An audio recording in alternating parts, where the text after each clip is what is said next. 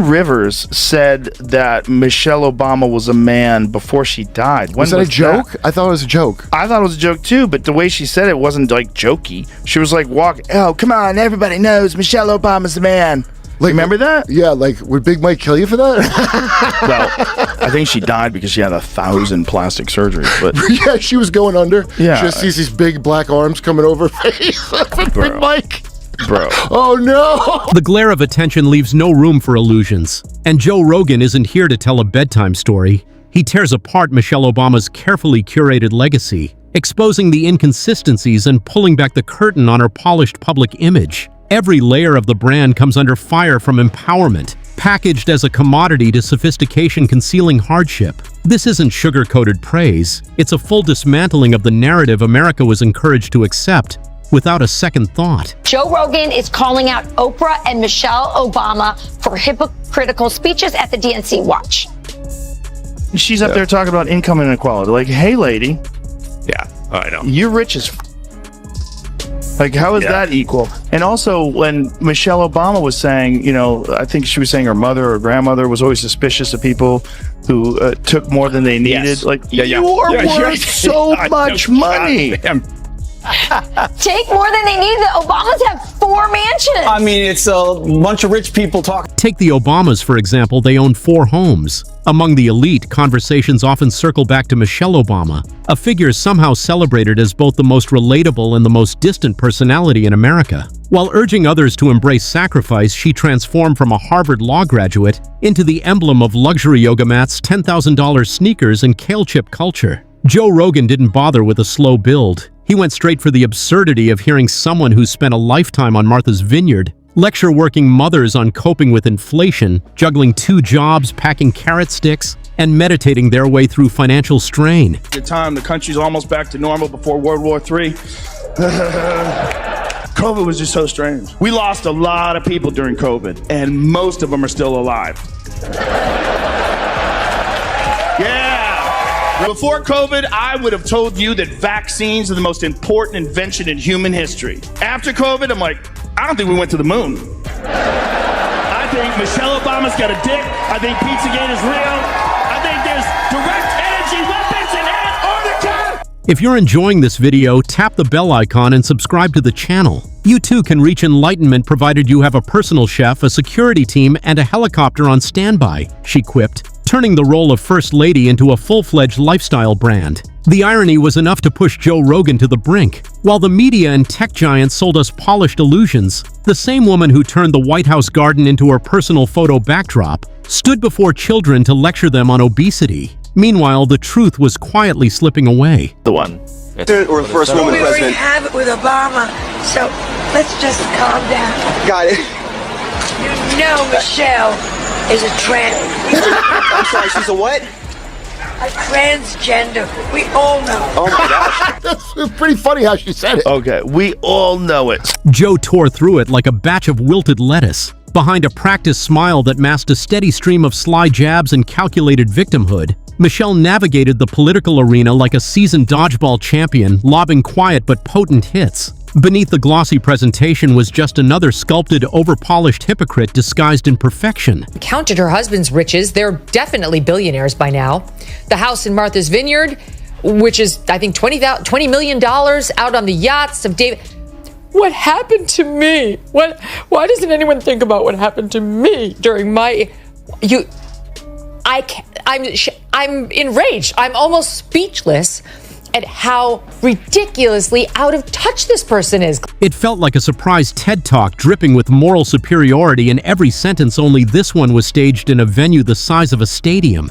Joe Rogan pointed out that the woman who claimed to speak for the people was in reality always talking at them. After all, nothing screams authenticity quite like a multi-million-dollar content empire built on hand-picked grievances and polished nostalgia. complete with a documentary, a podcast, a clothing line, and a lucrative Netflix deal. The 2011 thing where Obama allowed people to use propaganda against United States citizens. Hillary Clinton is and has been an outstanding public servant. What was done then under Obama, effective repeal of it, was called the Smith Modernization Act. She was a great Secretary of State for me. At the time, the media and media control was seen as the linchpin crux of winning the Cold War, piping in pro-U.S. media influence. The policy of my administration is to encourage transparency. Why my emails, the BlackBerry that I carry around, all those records are available. Congress recognized the Frankensteinian monster they were creating by authorizing a covert, permanent Department of Dirty Tricks, and this is their phrase, not mine. Hillary is instructed those emails that had to do with official business need to be disclosed. To infiltrate and co-opt the universities, the unions, the media, the politicians, the judges, the whole swarm arm. An entire generation of kids still carries the scars of the school lunch program,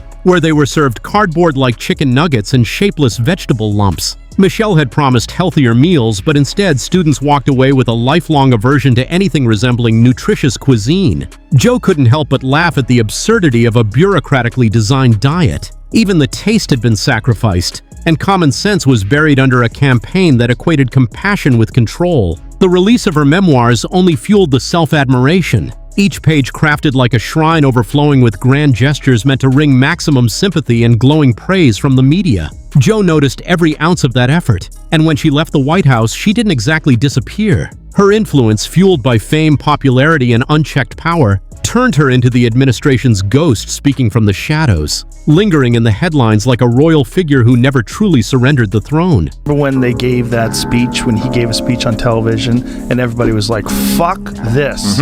And then they were, it kind of just went away. It was one of the most beautiful moments in modern American history. People really actually stood up and stopped a war from happening. Today, I authorize the Armed Forces of the United States to begin a limited military action in Libya in support of an international effort to protect Libyan civilians. Joe Rogan tore away the facade faster than a jiu-jitsu takedown. This wasn't post-presidential humility, it was a pastel and pearls media offensive. She was also a central act in the spectacle of identity politics. Michelle wasn't simply a participant, she led the parade. Every topic morphed into a discussion on race, gender, emotions, and oppression. Like a storm shredding a paper float, Joe ripped straight through it. Instead of advancing the conversation, she smothered it beneath layers of passive-aggressive lectures and finely tuned outrage. Somewhere between her latest interview and the 37th reminder of how miserable Americans supposedly are, any sense of unity disappeared. Michelle's brand of empowerment often arrived with a side of guilt, Rogan observed. And he couldn't help but ask, if she despises politics so much, why does she never seem to leave it behind? Why are all the other speeches, panels, and publications posing as draft campaigns? Obama did it, where he repeated that lie about Donald Trump talking about white supremacists, saying they're very fine people on both sides. Let's play it. Said that there were very fine people on both sides of a white supremacist rally. You had some very bad people in that group, but you also had people that were very fine people on both sides. And you had people, and I'm not talking about the neo-Nazis and the white nationalists, because they should be condemned totally. But you had many people in that group other than neo-Nazis and white nationalists, okay? That's crazy. I have never seen that last part of it. Joe didn't need to guess. Her gluten-free brownies felt more genuine than her political persona. She played the reluctant hero role with the precision of a chess master who already knows how the match ends. And then, of course, came the mansion collection. The woman who claims to understand middle America lives in estates so exclusive they don't even appear on Zillow. From Martha's Vineyard to Washington, D.C., nothing screams authenticity quite like drone footage of your pristine beachfront property. And Joe couldn't help but laugh. All that was missing was a butler with a basket of organic greens and a monogrammed towel. She frequently lamented the hardships of White House life. Joe lit that claim on fire. Michelle enjoyed more global fame than a rock star, had her own gym, glam squads, and a full staff, and yet still managed to cast herself as the ultimate victim. Oppressed? Not in the slightest. She had the best lighting in presidential history, a media team, and 24/7 luxury at her fingertips. Then Joe dropped the real punchline. Michelle's grand takeaway was, you can do anything, unless of course you're not her. For all the talk of representation and empowerment, she didn't leave the doors open behind her. Security guards and velvet ropes made sure they were sealed shut. She wasn't building a ladder, she was working from a pedestal. One polished grievance, one carefully crafted speech, and one perfectly framed selfie at a time. Help me out on this. J-Mo. We have to have done Big Mike before. I don't think we did I don't Big know Mike. if we did. Tim Dillon definitely did. We did Big Mike with Tim. That Tim Dillon's video where he was saying that Michelle Obama should run for president. If she won, she could pull her cock out and China would just give up. I was fucking wheezing. I couldn't breathe. Big Rogan also went after her selective outrage. When it's politically useful, she speaks out. When it's inconvenient, she vanishes into silence. Pick any issue, watch how quickly she retreats behind evasive platitudes and symbolic gestures.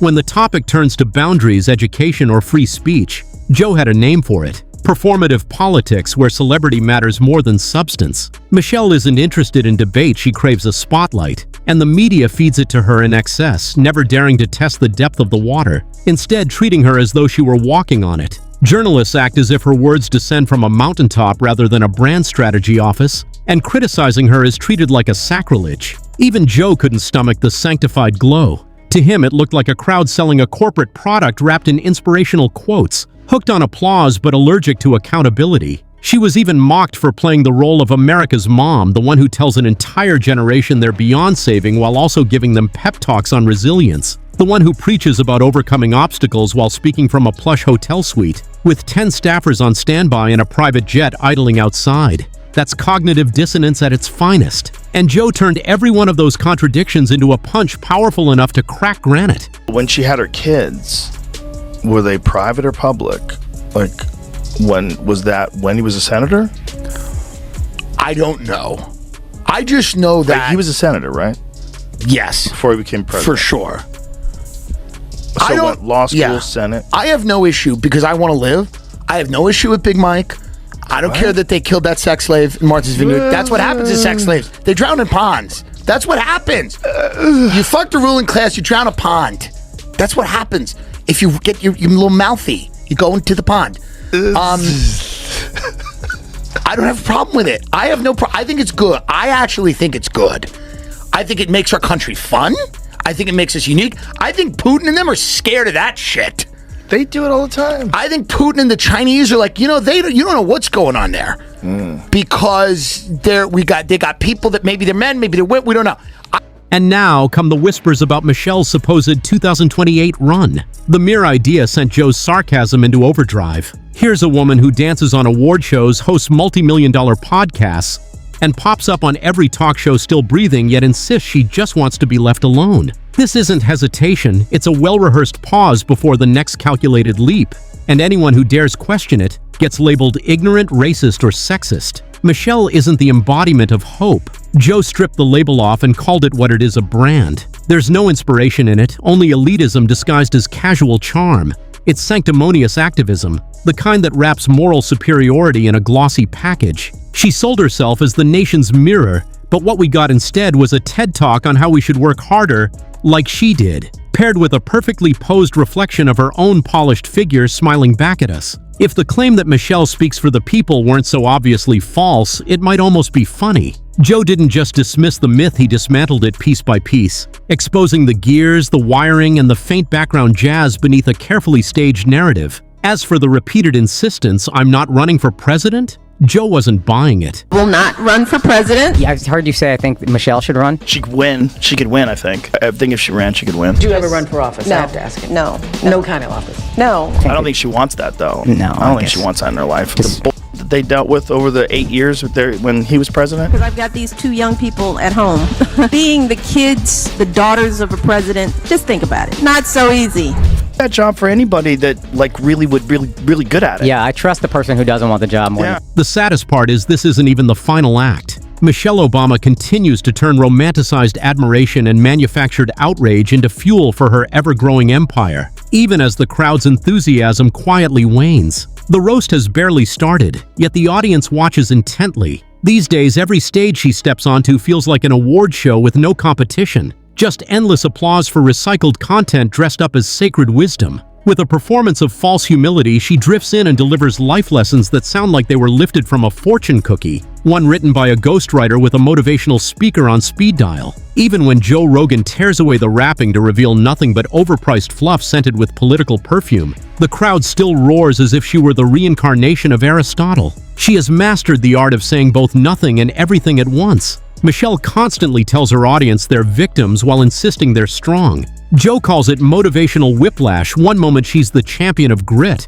and the next she's whispering defeatism so gently you barely notice it's a sermon in surrender. I've had candid conversations with Tulsi Gabbard about what it was like. It's a disservice to the American people that former President Obama's office and others who are criticizing the transparency that is being delivered by releasing these documents. They are doing a disservice to the American people and trying to deflect away from their culpability in what is a historic scandal. She's a person, she tries to be friends with everybody, tries to reach across the aisle. She's got that whole aloha. Joe dismantled that contradiction like a clumsy MMA move, calling out the performance of strength built on hashtags, platitudes, and carefully chosen justifications that glorify every facet of her life. She's mastered what he calls selective vulnerability, the ability to make personal struggle look like a marketing campaign. She talks about her hardships with such practiced finesse, you'd swear pain itself had a public relations department on retainer. And these aren't raw, unfiltered truths. Every difficulty seems to have been run through a focus group, tested to hit just the right emotional notes, serious enough to appear profound, but never so raw that it risks damaging the brand.